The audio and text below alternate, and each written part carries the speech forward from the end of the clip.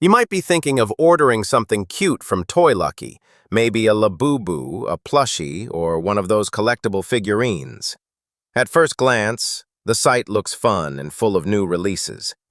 But once you dig a little deeper, some serious red flags start popping up. First off, the website doesn't look very professional. There are no legal pages like About Us, Privacy Policy, or even Terms and Conditions.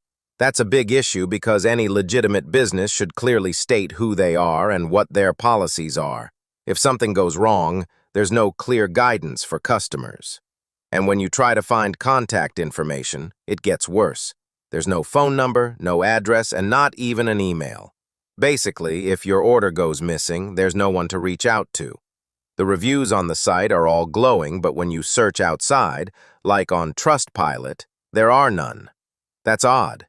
Real companies usually have mixed feedback, not just perfect reviews only on their own site. So I checked Reddit, and that's where things got really interesting. Some people say they ordered and received their products.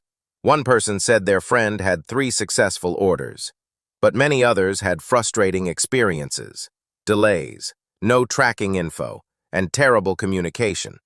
One user mentioned getting several fake tracking numbers, while another said they were told during a live video that their package would arrive in 12 days, and it never came.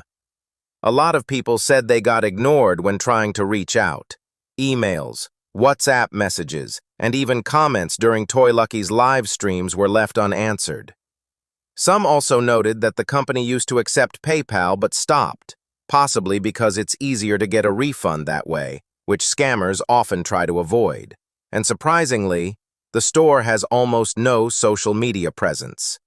In this day and age, that's unusual for a business that relies heavily on live sales and internet customers.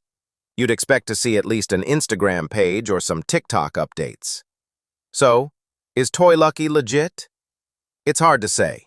Some orders do go through, but there's too much inconsistency and too many red flags, missing legal info, no customer service, shady tracking numbers, and complaints across Reddit. You might get your order, or you might be left waiting for weeks with no reply. If you still want to try, be cautious. But for most people, it might be safer to stick to trusted platforms or shops with better communication and refund policies.